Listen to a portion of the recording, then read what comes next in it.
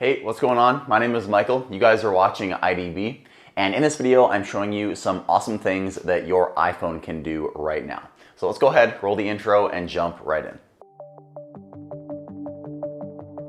First up at number one is for those of you who have the new iPhone 15 and the 15 Pro. Thanks to this new USB-C port, we're able to do some pretty cool stuff. So here I have my AirPods Max, and I can actually plug in my AirPods to my iPhone and start charging. As soon as I plug them in, you can see the light turns on the AirPods.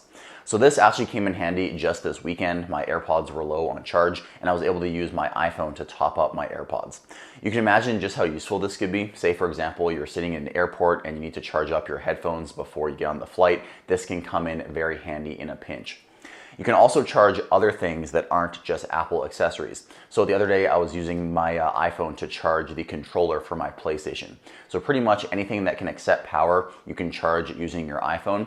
Just keep in mind, it's not going to charge that fast. I believe it charges around 4.5 watts, but you still can transfer power from your iPhone to other accessories, which is a really cool feature.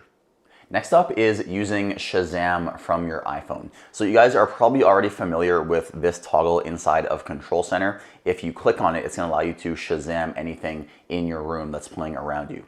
However, Shazam actually works from within applications, which is really cool. So say for example, you're watching a TikTok or Instagram reel or any video online for that matter. You can actually turn on the Shazam toggle and it can identify that song. So here in YouTube, I have a copyright-free song. If I go ahead and turn on Shazam and then play the song, you can see it's going to recognize it.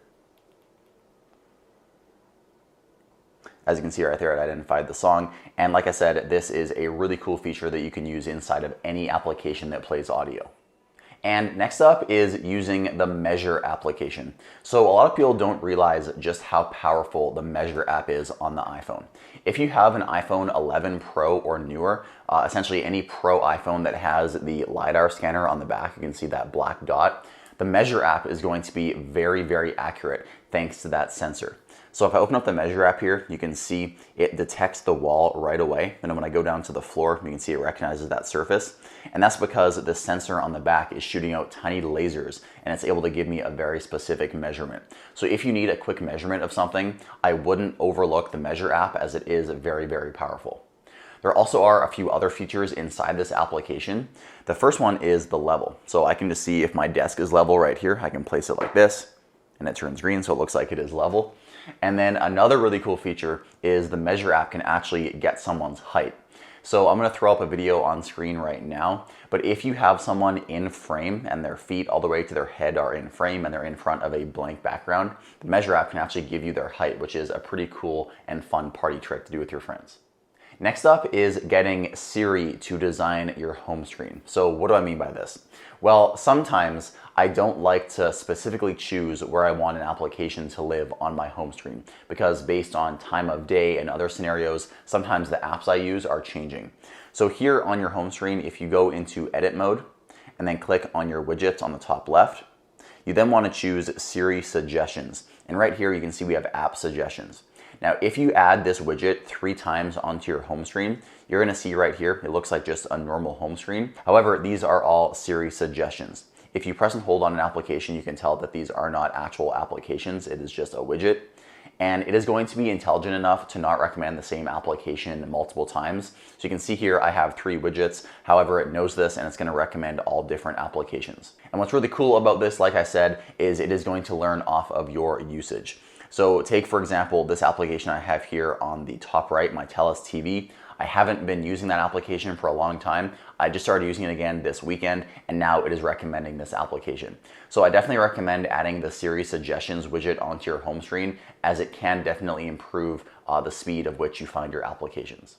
The next thing I want to show you is called automations. Now, automations often go overlooked on the iPhone, but I want to quickly show you why you definitely shouldn't overlook automations. So automations are found in the Shortcuts application. You can see here when you open up Shortcuts, you're going to see all of your shortcuts, but at the very bottom you can see we have automations. Now I have already built 2 automations. Whenever my iPhone falls below 20%, it goes into low power mode. And then when my battery rises above 50%, it turns off low power mode. So essentially automations are things that can happen on your iPhone without you even touching it. So as you can see here, when my battery falls below 20%, it just does it automatically without me even asking my phone to do it. So for this video, let's go ahead and build an automation from scratch. I want my iPhone to automatically start playing my music when I get into my car. So I'll click on New, and then I'm gonna search for Bluetooth because when I get in my car, it connects to my Bluetooth. So I'll say when Bluetooth is connected, and then this is my car right here. And then I'll do Run immediately. And then for the shortcut, I'm going to choose music. So I'll scroll down and then click on recently played. And now, as you can see here, whenever my iPhone connects to that Bluetooth accessory, it is going to automatically start playing my music. So I'd recommend checking out the automations tab inside of the shortcuts application, as you can get your iPhone to do a lot of stuff automatically without you even touching your iPhone. Next up is sharing a specific quote or a specific section from an article. Now in Safari, you're probably already familiar with the option to share a website. This is basic iPhone usage. However, if you go ahead and select some text inside of that article, I'll select the first sentence right here. And then if you press and hold on the selection and then slide over, you can see we have an option that says share. Now, if you click on this, it is going to share that specific quote, and then you can choose to share that article. So if there's something that you want to share in a very long article, you can actually select that text and then choose to share that specific part of the article. So this is a very powerful feature. And next up, I want to share some really cool features with the keyboard. So I'll just use Safari as an example. The first thing is you're able to access certain special characters if you press and hold on each key. So for example, if I press and hold on A, you can see we have a lot of special characters in here. And then another really cool feature is if you press and hold on the emoji key, you're able to go into a one-handed keyboard. So this is good if you have a large Pro Max or a Plus phone, you're able to go into a one-handed keyboard like this, and it makes it much easier to type. And then another really cool thing is you can press and hold on the space bar, and you can turn your iPhone's keyboard into a trackpad to help you move the cursor. Now inside of Safari here, this doesn't look like it's going to be that useful, but if you are inside of Notes, for example, dealing with a lot of text, you can see just how powerful this would be to move the cursor really quickly. And then finally for the keyboard, one of my favorite hidden features on the iPhone is what I like to call the slide and release. If you need to access a special character from the secondary keyboard, you don't need to click into the keyboard, choose your character, and then go back to the main keyboard. All you have to do is press and hold on the secondary keyboard button and then slide to the character you want to input and then release your finger, and it's going to input it just like that.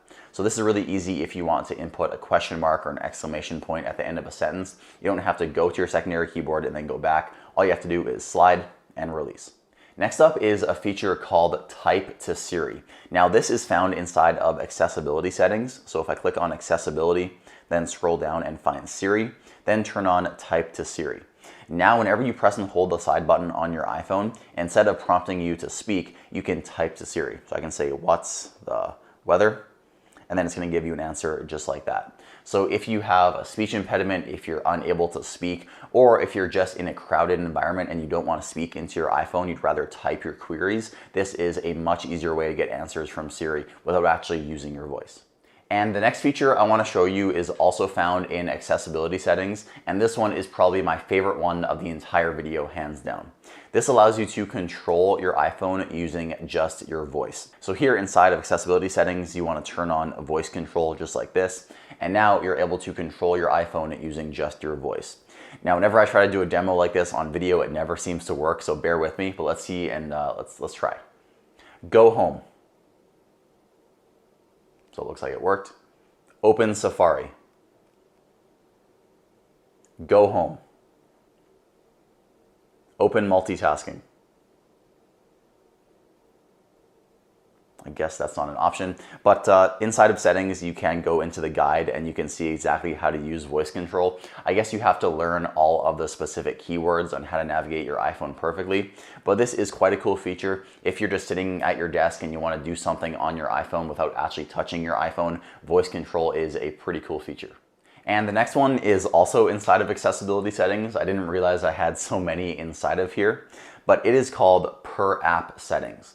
Essentially, this allows you to have certain settings for just one application that do not apply system-wide. So for an example, I always like to have my music app have slightly bigger text than the rest of my iPhone. This is because whenever I am driving and trying to select a different song, it makes it a lot easier and a lot safer, to be honest with you, if the text inside my music app is a lot bigger and easier to read.